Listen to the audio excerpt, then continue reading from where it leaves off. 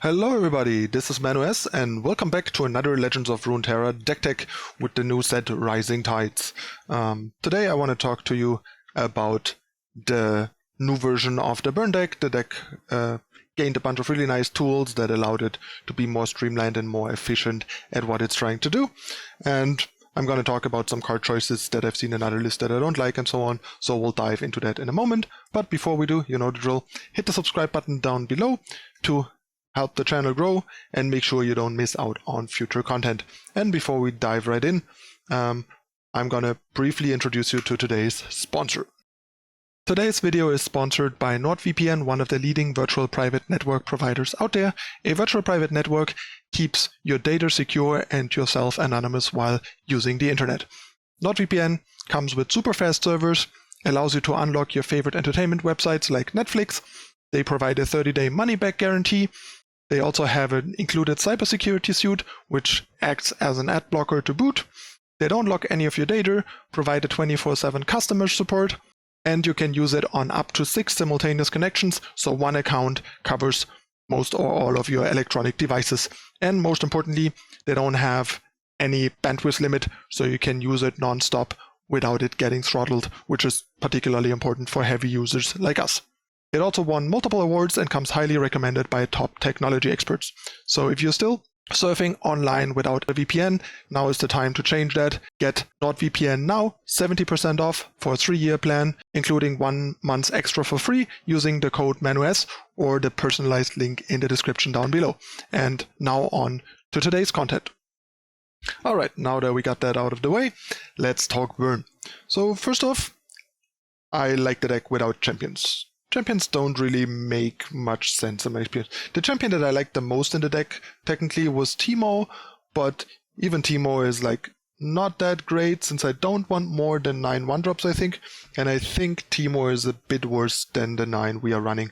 But I could see someone like, for example, running Teemo over Pet potentially, since they're kind of similar. Teemo on average probably does a little less damage, but he also does the damage more reliably, since Pet is easier blocked by some opponents than Teemo, and Teemo has the potential to run away with the game. That's the only champion I could see just getting back in there, either if you somehow want additional 1-drops or just like replacing, say, Pet with Teemo.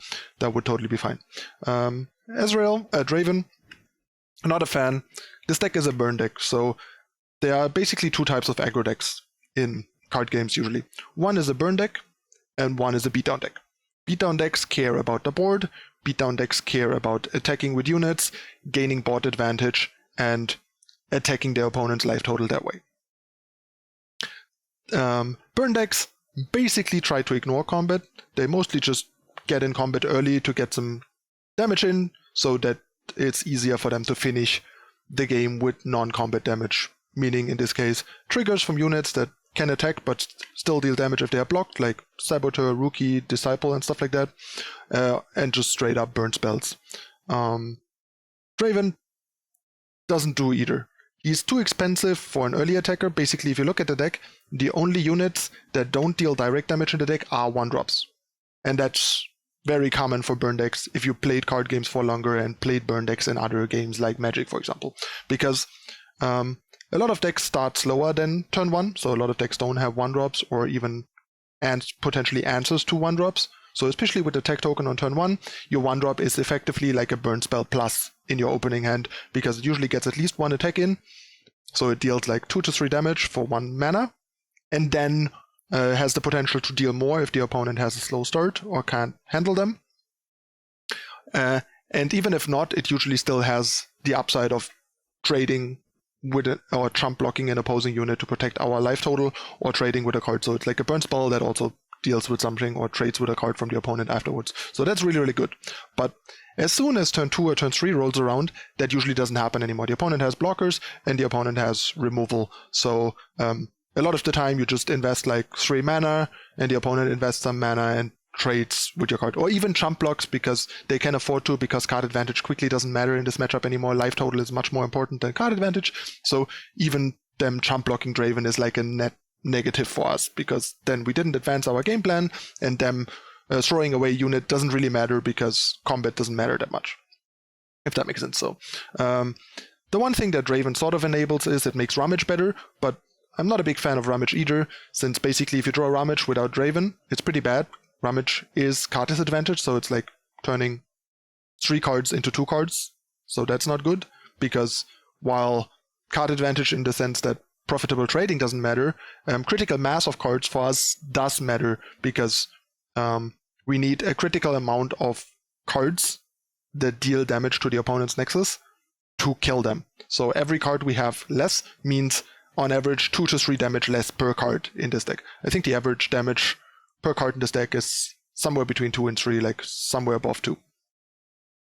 So every card you waste without dealing damage to the opponent makes it less likely for you to win, and then much more likely to stabilize and take over the game, because at some point you can only burn them out or lose because you're playing the game on a different axis. Sure, it sometimes lets you turn like non-direct damage cards into direct damage cards, which is virtual card advantage. But the thing is, if you build your deck properly, you basically don't really have any like non-direct damage cards. Like, look at this list. The only real non-direct damage card we have is Precious Pet. Sure, stuff like Saboteur has the issue that the opponent can sometimes kill it before it gets to attack and deal damage. But otherwise, it's only like Precious Pet and Rearguard. The other stuff, a lot of the time, deals damage no matter what. Cask Salesman, the opponent can't deny the damage.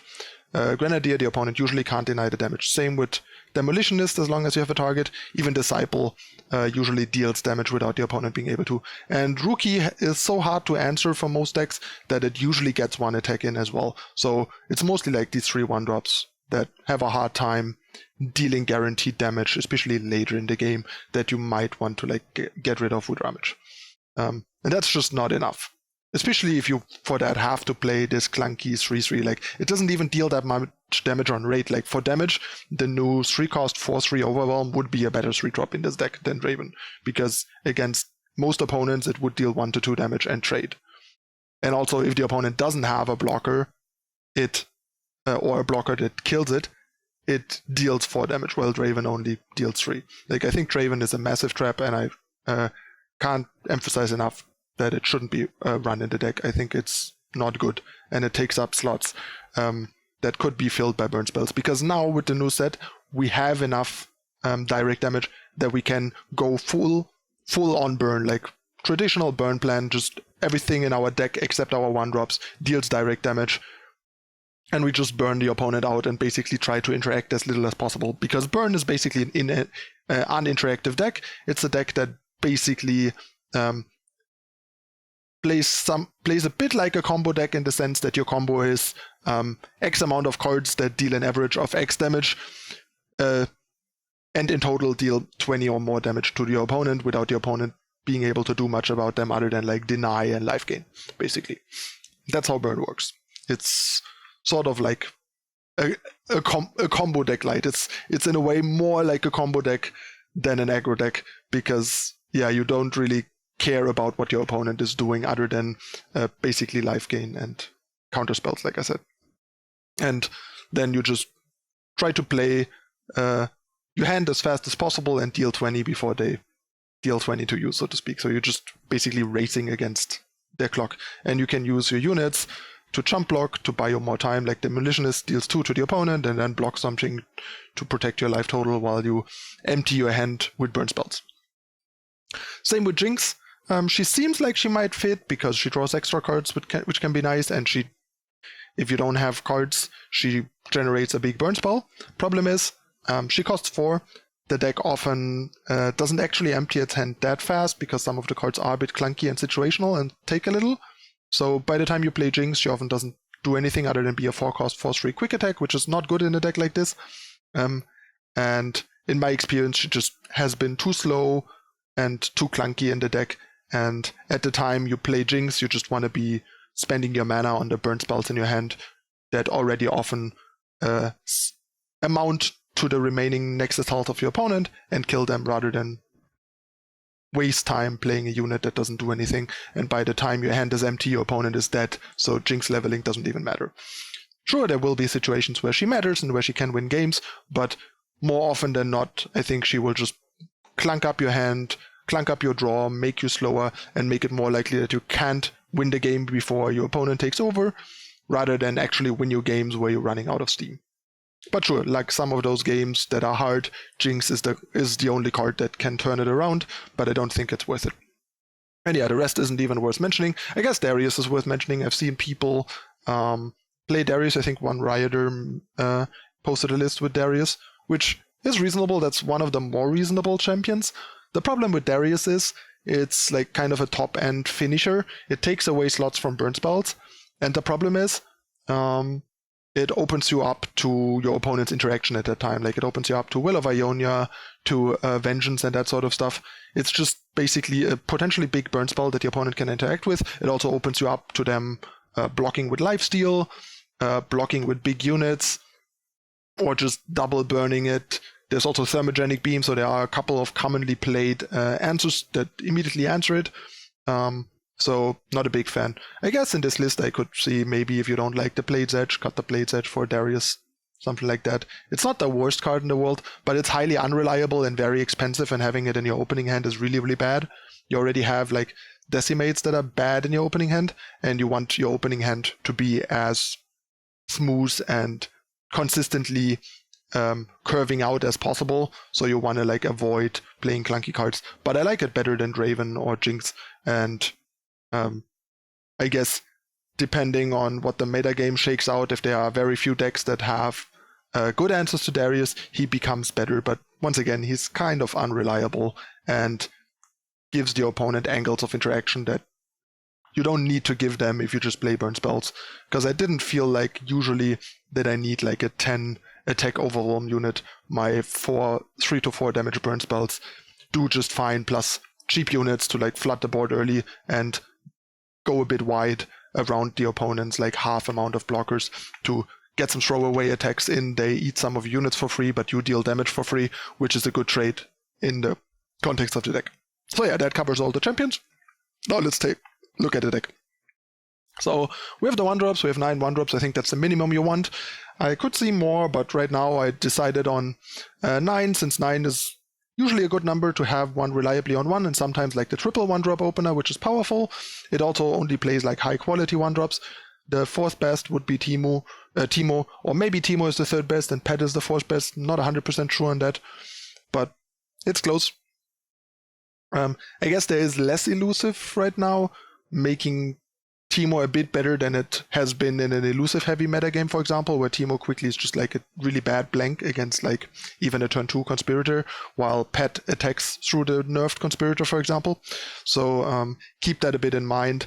Which one lines up better also matters. But Teemo has a higher power, has a higher ceiling, and that he can run away with the game. Like I mentioned, he can sometimes just win the game on his own randomly, which is nice. Pet can't do that. Pet is more reliable. It always does the same and always does 2 damage. Teemo sometimes does less damage than Pet. Sometimes it can like win the game for you.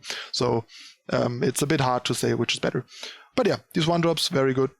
If you don't have a 1-drop in your opening hand, you basically always mulligan your entire hand, except for Boom Crew Rookie. Boom Crew Rookie is, I think, the only card I would keep, even if I don't have a 1-drop yet. But otherwise, you need to find a 1-drop. And it might even be wrong to keep Rookie in this deck, given that the deck has so many 2s. Sure, Rookie is a very good 2, but having a 1, especially with a tech token, it's possible that you should be still mulliganing Rookie to find a 1-drop for sure. While if you don't have a tech token, I think I would always keep Rookie and only mulligan the other 3 to try and find a 1-drop. Then, yeah, the 2-drops. Rookie, like I said, premium. Then, thanks to Demolitionist, Disciple finally made it in the deck. I thought in the past that it was bad to play Disciple. Too many 2-drops, not reliable enough, and so on and so forth. But I think now with Demolitionist, the card is great.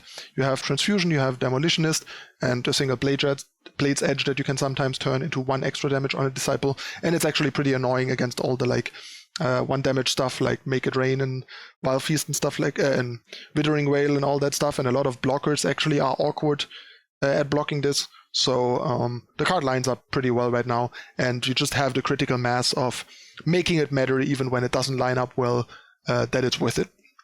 And yeah, Demolitionist is great.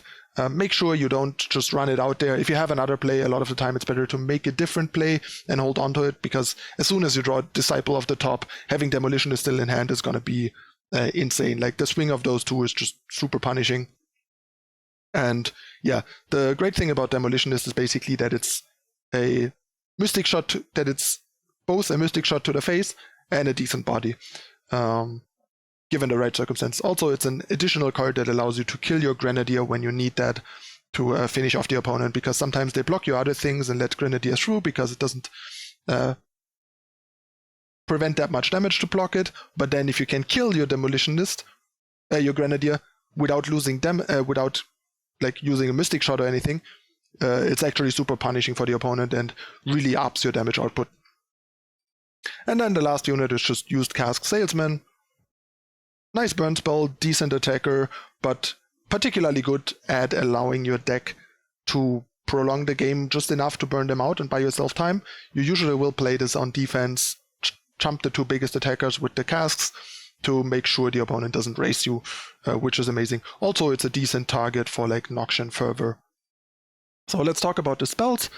Basically, I had one slot, so I wanted to run one Blade's Edge. It's cheap, it's efficient. It synergizes with Disciple and Grenadier to deal an extra damage. It gets rid of early blockers sometimes, or finishes off like lifesteal units, or pops a barrier, and can just gain you some nice tempo early on by getting rid of an opposing unit. And at the very worst, it still deals 1 to the Nexus, which can sometimes be just what you needed. It's just flexible. I don't like many of them because they are kind of low impact and situational, but they can be nice, and 1 is hardly ever bad.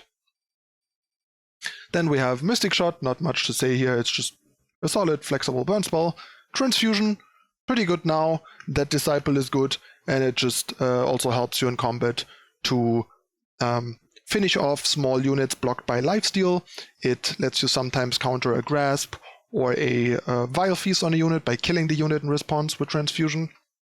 So that is noteworthy. It's another way to kill Grenadier to deal the 2 damage that I mentioned. And it's also just a nice combat trick to kind of, in the early game where you're sometimes still fighting for the board and are ahead on the board and trying to like run away with the board a bit to get a lot of free damage in, and then Transfusion can do some great work. Obviously, it's also just great with Disciple. Then we have Get Excited, just 3 mana, 3 damage. Towards the late stage of the game, usually it's just like whatever you draw off the top, you can just use on the Get Excited to win in the turn before your opponent open attacks you for lethal, for example. That's another reason why I'm not a big fan of Rummage, because that's usually where you're like, bad late game draws like 1-drops that don't deal direct damage they go into your Get Excited. Because most other cards are just good. So Get Excited often is like a late game Transfusion when it doesn't do anything anymore as a discard, or like a 1-drop. Noxian Fervor, this card is great, and I think you should run 3. I think I started with like 2. The card's just great. It's comparable to Get Excited. The deck usually has units lying around, so it's not that hard. You just gotta be a bit careful to not get blown out by opposing removal and response, because it makes it fizzle.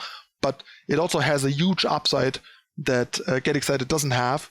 It doesn't cost you an extra card in response to an opponent's removal, so it's in a lot of ways better than Get Excited, because it's like 3 damage for 3 mana and 1 card rather than 2.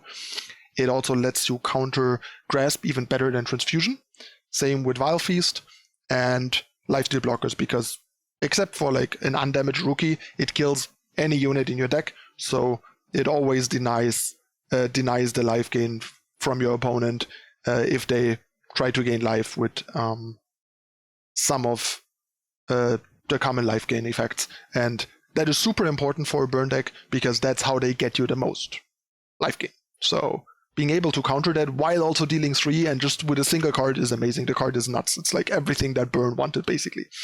And I see people with like 1 in their list, and it's like, do you understand how good this card is in this deck and how much it does for the deck? Just play 3, please. And yeah, last but not least, we have 3 Decimate. Not much to say here. It's just solid amount of damage for 1 card that ups the average damage per card in the deck, basically. It's a bit clunky. The fact that it's slow can be a bit lackluster, so you should make sure that it's usually once you don't have units to deploy anymore and start using your spells, that you get this out of the way first, because it's slow, so you can't use it during the opponent's attack when they attack you for lethal to finish them. So you want to like use it ASAP and then use your fast spells that are more flexible to react to what is going on.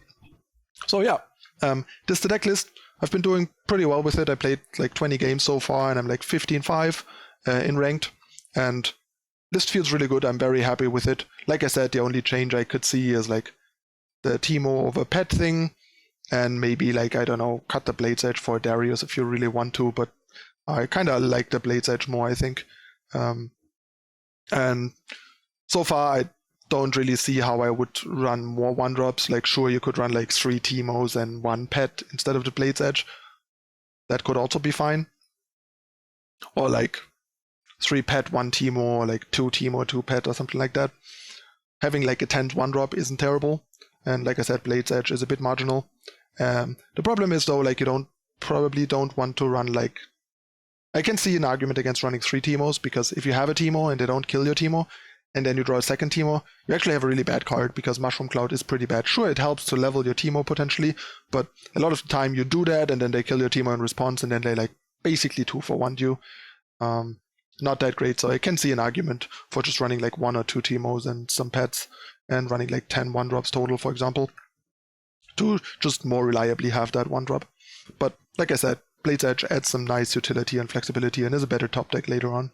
And every other card in the deck I'm really happy with. Like, I'm not super happy with having a million 2-drops actually. 12 2-drops is a lot, but they're just like multi-turn plays later on, and they're just too good. Rookie is too good, and Grenadier too. They're both basically burn spells and units, and Demolitionist Disciple is a package, and suddenly you have 12 2-drops, whether you want it or not. But the good thing is, like, almost all of these are good at any stage in the game, so it doesn't really matter to overload our 2-drop slot, since the problem with that usually is only if they are mostly good on 2 and much worse later, while these are just good in most stages of the game because they are 2-drop units and also 2-cost burn spells in a way, most of the time. Alright, so that's the deck. I hope you enjoyed the in-depth explanation and breakdown here, and I hope it helps you understand the strategy and the deck better, because I've encountered a lot of misunderstanding of the deck and the burn strategy in general, and plenty of decks even like label burn that are not burn decks at all. Like, I've seen these Make It Rain, Powder Keg, pirate decks with a splash of Shadow Isles labeled like burn. They're not burn decks. They don't even have burn spells. Like, the only like burn spell is Make It Rain if it hits like the enemy nexus. The rest is just like damage-based removal. These decks are mid-range controlling decks. They have nothing to do with burn. Please don't name these decks burn decks. Same with like elusive Relentless Pursuit decks. Those are not burn decks. Sure, they have a bit of a similar playstyle resemblance in the sense that they don't interact that much to burn spells, but they rely on units. So if your opponent plays a lot of removal, the deck just is attackable by that, while an actual burn deck like this is not really. Like, removal is not good against this deck. If you're trying to like play removal into this, chances are you still just die to like the direct damage, because the units deal damage before they die. Lots of spell-based damage. So yeah, it's important to understand the terminology and the archetypes and the strategy and the goal behind it to properly build these decks. And these are terms that are that have a certain meaning and are long established, mostly from the history in Magic, the Gathering, and they, it's important to stick to the proper terminology to know what is being talked about and what is being referred to. All right, now I'm just rambling, so enough for that. If you have further questions on the archetype, the strategy, burn, and so on, and the terminology, let me know in the comments down below. I'm always happy to help out. You can also just swing by my stream during the week, usually Monday to Friday, during the day, like afternoonish Central European time. You can find all the info in the description down below. Also, make sure to check out the awesome NordVPN sponsorship deal in the description to secure your internet connection and help support this channel. So thanks again. Don't forget to leave a like if you enjoy the content, and I'll be back in a moment with the first game.